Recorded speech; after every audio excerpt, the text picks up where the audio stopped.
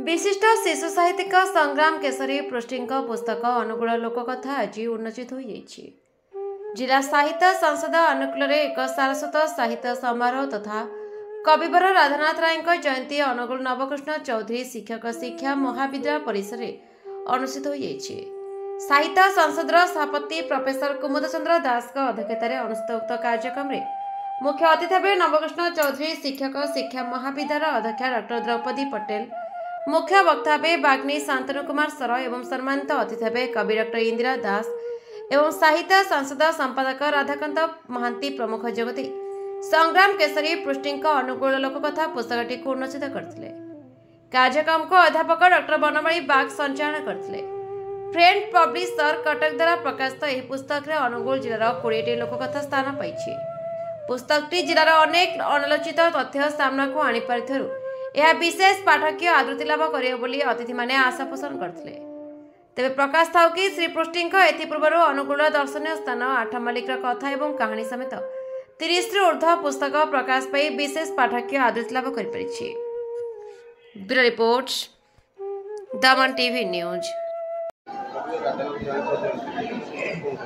आज कविवर राधानाथ राय जयंती जिला साहित्य संसद द्वारा एठारे अनुष्ठित हो जाइए। आज कविवर राधानाथ राय हूँ 176तम जयंती। जन्म होता 1848 मसीह। सी होती जुग प्रवर्तक। आज आम जहाँ आधुनिक जुग बोली कहूँ तार स्रष्टा से नुआ शैली आरंभ कले, नुआ तथ्य उपर लिखिले, प्रकृति उपर लिखिले एवं जो रीति जुग थिला रीति परंपरा को भांगिकी रीति जुगरे थिला अलंकार प्राधान्य शब्दर प्राचुर्य ताकू भांगिकी नूतन छंदरे नूतन शब्द विन्यास करी नूतन साहित्य नूतन विषय रे कविता लेखिकी ओडिया साहित्य को रुद्धिमंत करिसेंती। किंतु बड़ कथा होची तांका विरुद्ध रे गोटे अभियोग हुए जे कविवर राधानाथ राय विदेश जहाँ आमर कथावस्तु नुहे ताकू आणिकी आम माटी रे रोपित करिसेंती। मु विभिन्न खबर कागज स्तंभ नियमित प्रकाशित होची।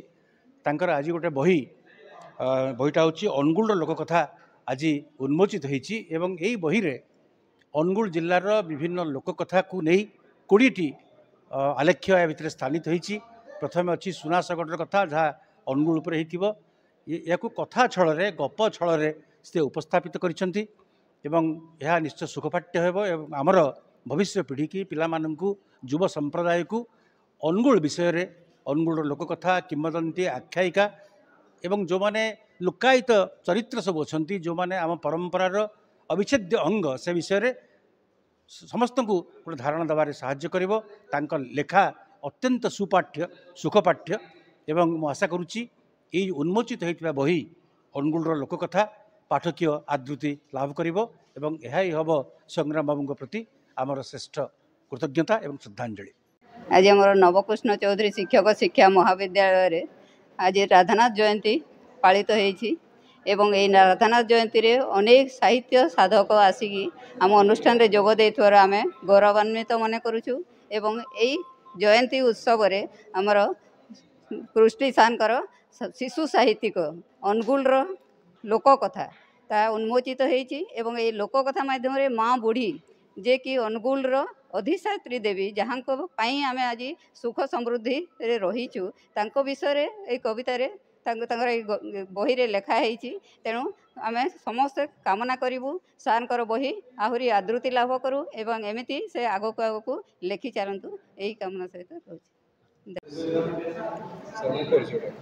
मो संग्राम केशरी पृष्ठी वृत्ति रे शिक्षक एवं मुख्यतः लेखालेखी करे।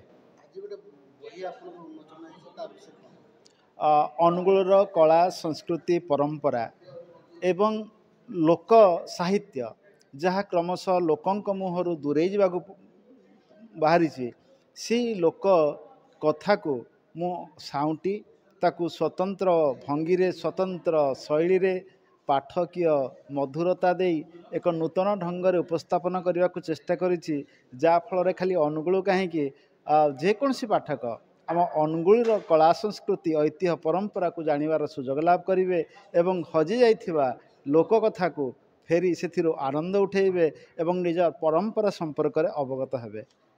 फ्रेंड पब्लिशर कटक এই ଅନୁଗୁଳ ଲୋକକଥା ପୁସ୍ତକକୁ ଛାପି ବୃହତ୍ତର ପାଠକ ସମାଜକୁ ଭେଟି ଦେଇଛନ୍ତି। ତେଣୁ ମୁଁ ତାଙ୍କୁ କୃତଜ୍ଞତା ଜ୍ଞାପନ କରିବି।